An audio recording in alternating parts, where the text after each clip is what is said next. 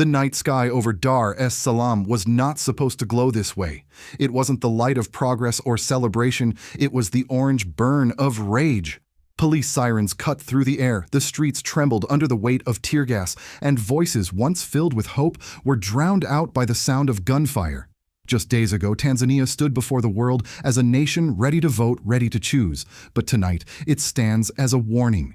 Banners of the ruling party lie shredded on the streets, a police station burns, and what was once called democracy now feels like a performance designed to hide fear. If this sounds familiar, it's because it is. We saw it in Cameroon under President Paul Biya, a government silencing its people in the name of order. And now history repeats itself.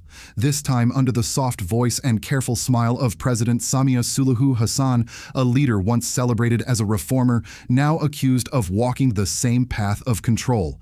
The internet is gone. The truth once broadcasted live is now trapped behind blackout screens. But the silence cannot cover everything. Not the smoke, not the anger, not the chants echoing in the dark. We just want our freedom back.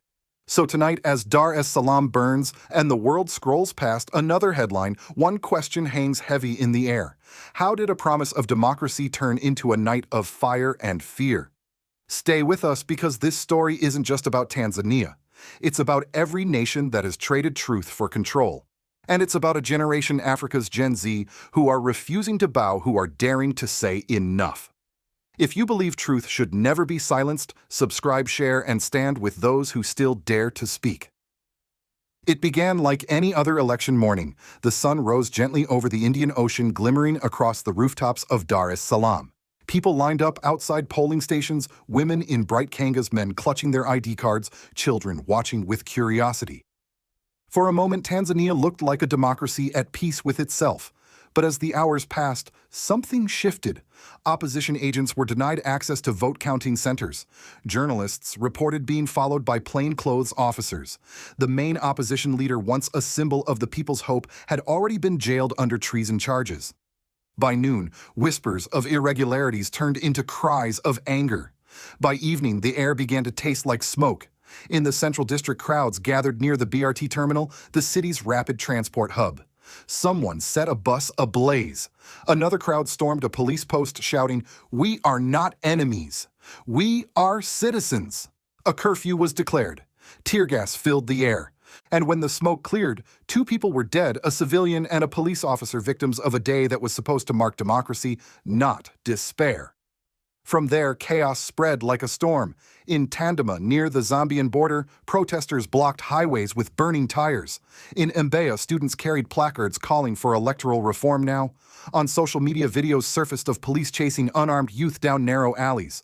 One clip, later verified by local reporters, showed an elderly woman crying over her son's lifeless body, whispering he only wanted his vote to count.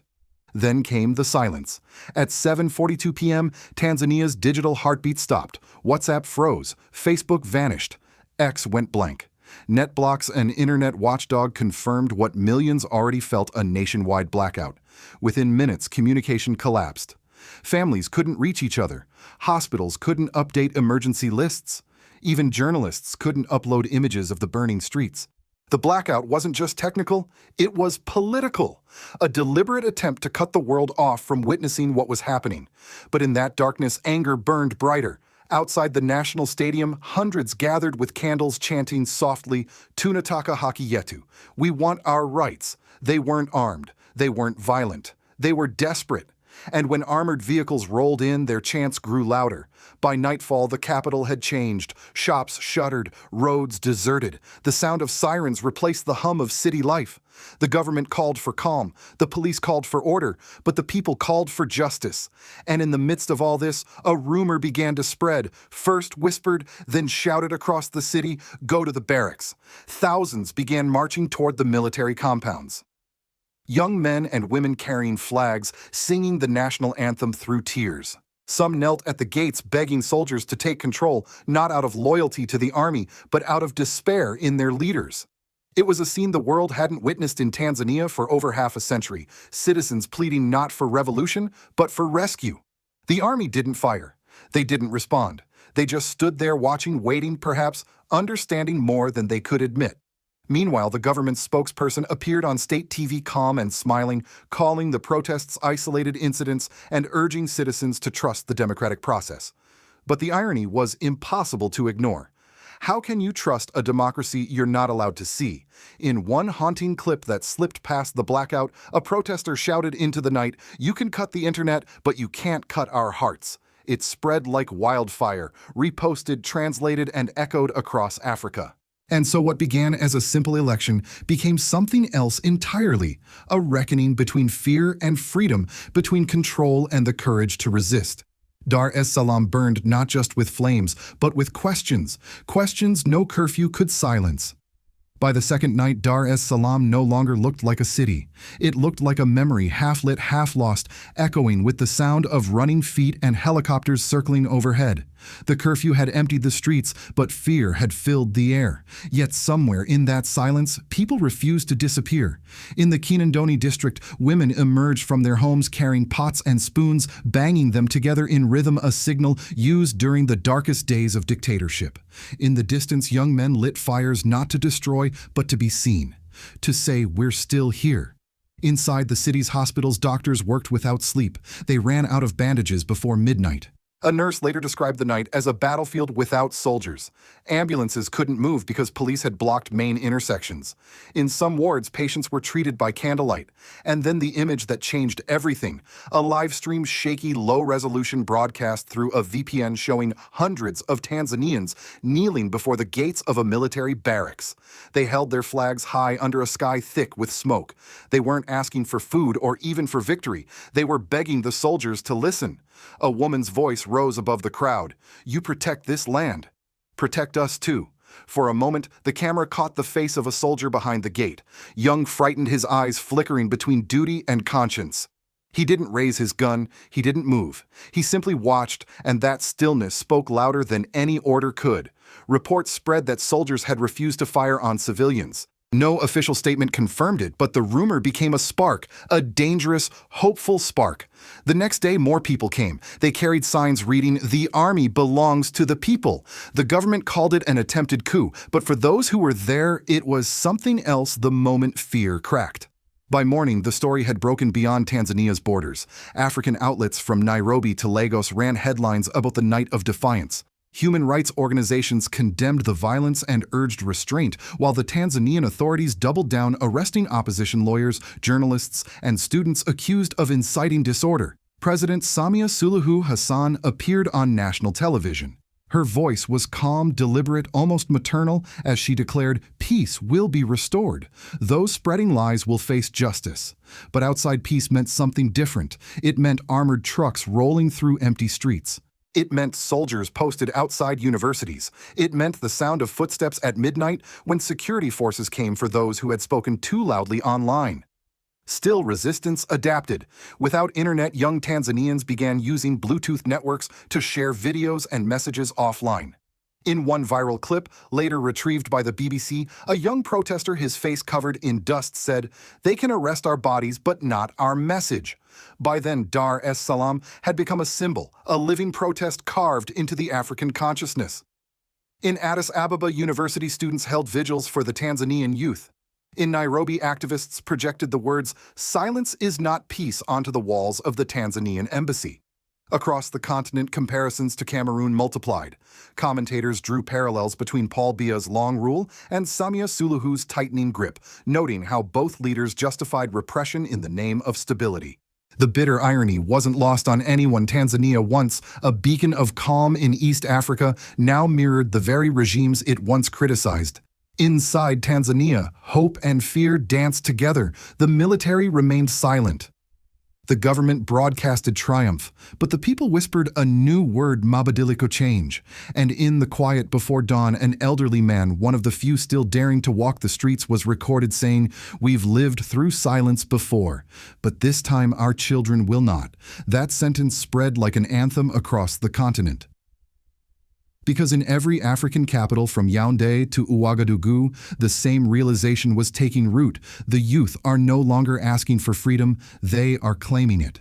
When the smoke finally began to fade, the silence that followed was heavier than the noise that came before it.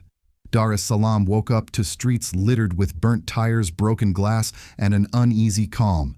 The curfew remained. The soldiers stayed. The government called it order restored. But beneath the quiet, a different kind of war had begun, the war for truth.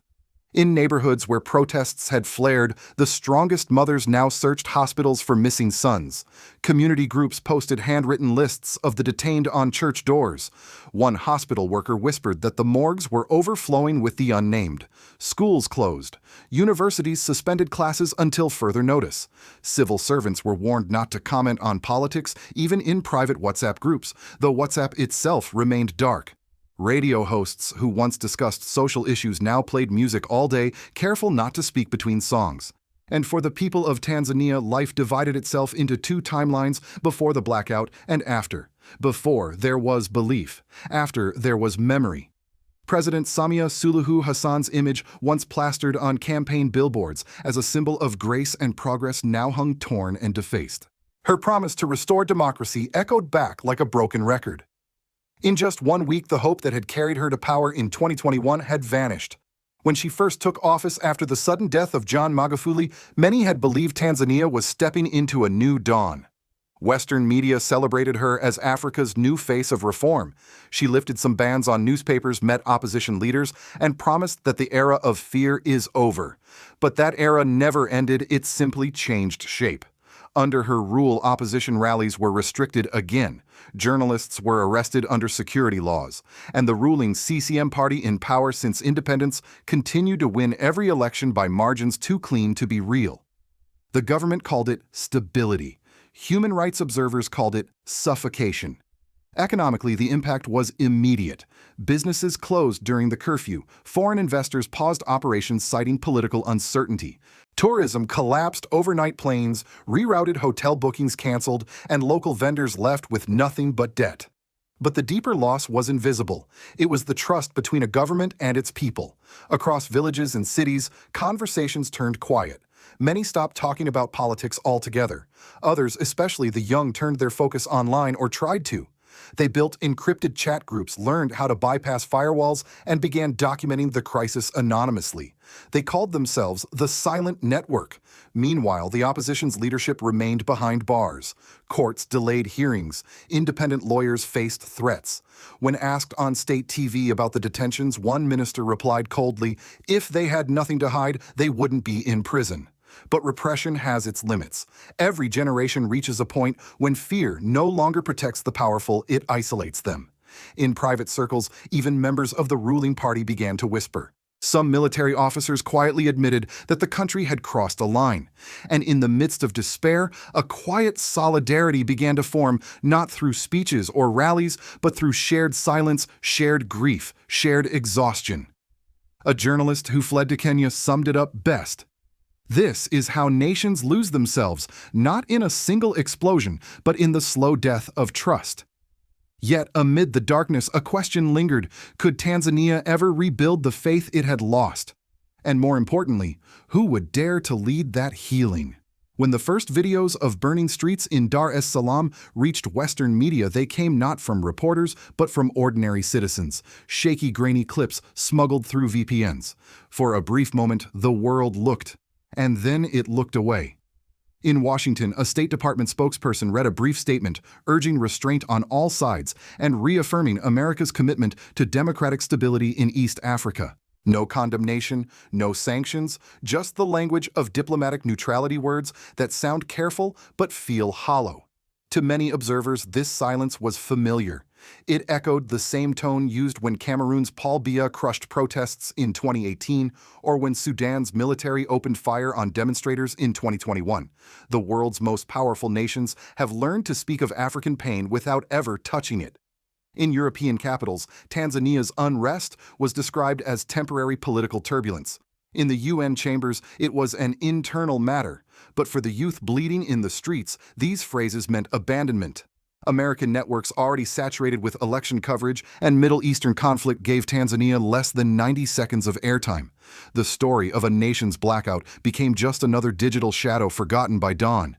Yet the impact of that silence rippled deeper than most realized. It told young Africans something they already suspected: freedom, when it happens in Africa, is negotiable. But on the continent itself, the reaction was different.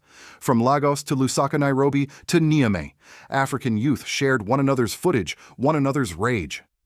Hashtags like Nakin Tanzania Blackout, Nakir Gen Z Uprising, and Africa Will Rise flooded local feeds.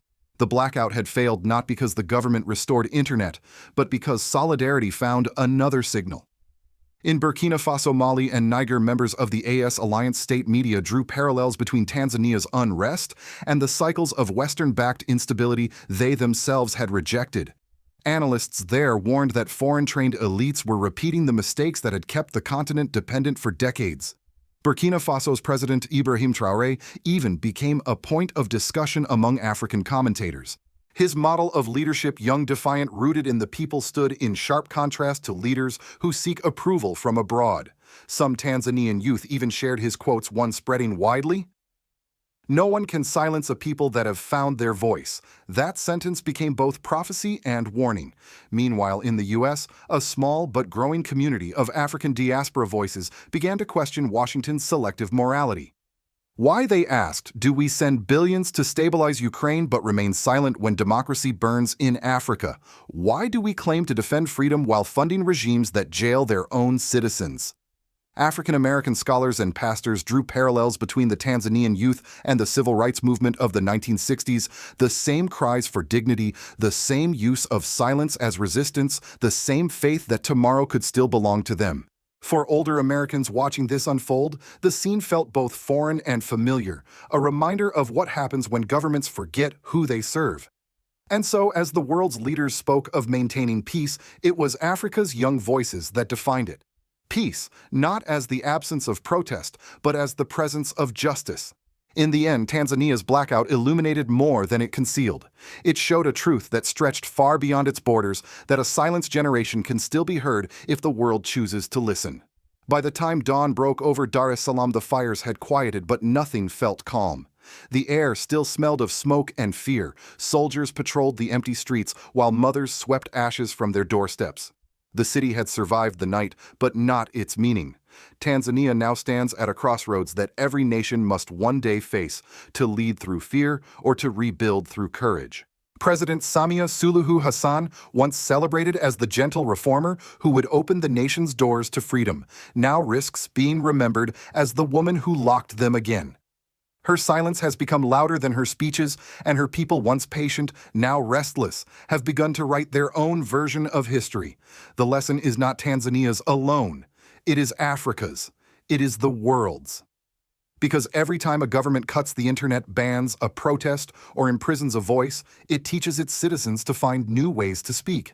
And that perhaps is the greatest irony of oppression. It creates the very courage it fears. Across the continent, from Sudan to Senegal, from Nairobi to Ouagadougou, a generation has grown tired of waiting. They have watched their parents vote for hope and their leaders trade it away. And now, with smartphones and sheer defiance, they are building a new language of resistance, one tweet, one chant, one protest at a time. But what the world is witnessing in Tanzania is more than unrest. It's a mirror, a reflection of what happens when democracy becomes performance, when elections are staged, and freedom is filtered through approval ratings. It is a warning to every nation, including the United States, that democracy dies not in sudden explosions, but in slow compromises, in silence, in convenience. And yet, amidst the despair, there is something profoundly hopeful.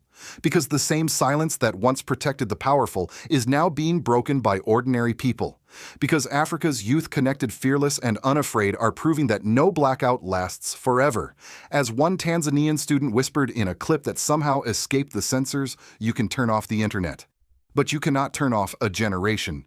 So tonight, as you watch this, remember this moment not as another tragedy from afar, but as a reminder of how freedom is kept alive. And ask yourself, can Tanzania still find its voice? Or will it take another Ibrahim, another leader who listens to help it rise again?